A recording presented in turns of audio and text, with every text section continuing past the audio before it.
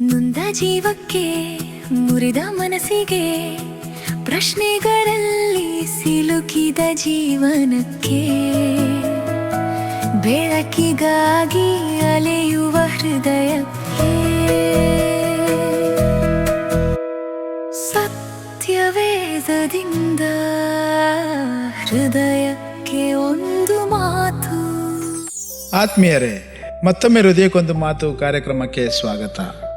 ಪ್ರಿಯರೇ, ಇಂದು ನಾವು ನೋಡ್ಲಿಕ್ಕಿರುವಂಥದ್ದು ಆದಿಕಾಂಡ 25ನೇ ಅಧ್ಯಾಯ, ವಚನಗಳು 19ರಿಂದ 34. ಇಲ್ಲಿಯವರೆಗೂ ನಾವು ದೇವರ ನಿಷ್ಠೆಯನ್ನ ನೋಡಿದ್ದೇವೆ. ಇಂದು ಒಂದು ನಿರ್ಧಾರವನ್ನ ನೋಡಲಿಕ್ಕಿದ್ದೇವೆ.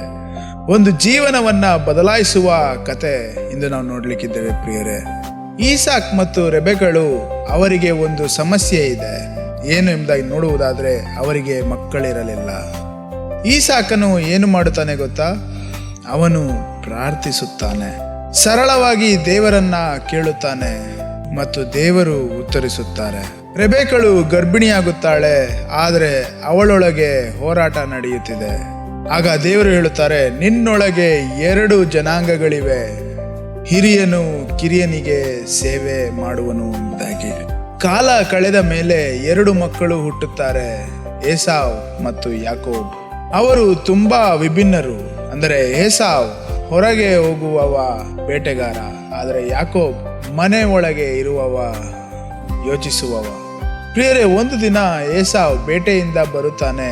ಅವನು ತುಂಬಾ ಹಸಿದಿದ್ದಾಗ ಯಾಕೋಬನು ಸಾರು ಮಾಡುತ್ತಾ ಇದ್ದಾನೆ.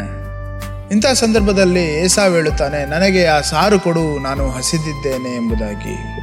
ಯಾಕೋಬನು ಹೇಳುತ್ತಾನೆ, ಮೊದಲು ನಿನ್ನ ಜನ್ಮ ಹಕ್ಕನ್ನ ಕೊಡು ಎಂಬುದಾಗಿ.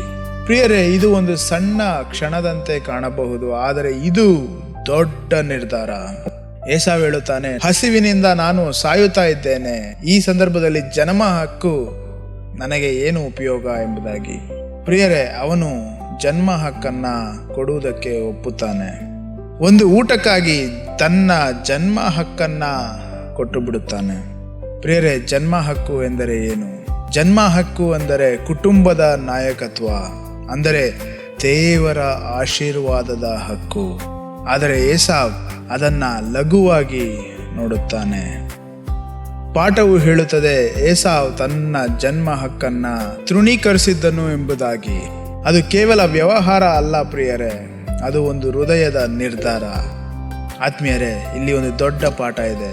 ಕ್ಷಣಿಕ ಅಗತ್ಯಕ್ಕೋಸ್ಕರ ಶಾಶ್ವತವಾದಂಥ ಮೌಲ್ಯವನ್ನ ಕಳೆಯಬಹುದು.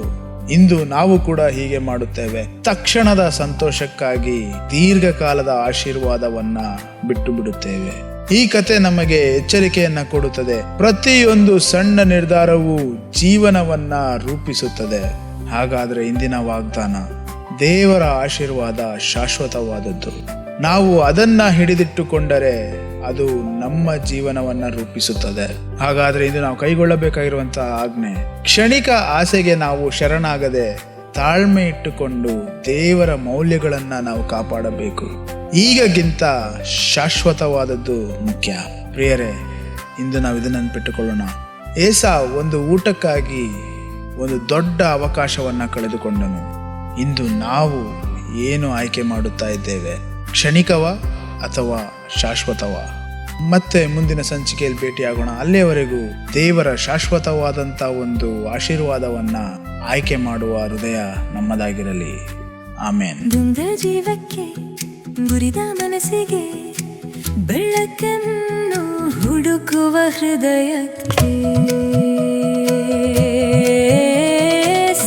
ಸತ್ಯವೇದದಿಂದ ಹೃದಯಕ್ಕೆ ಒಂದು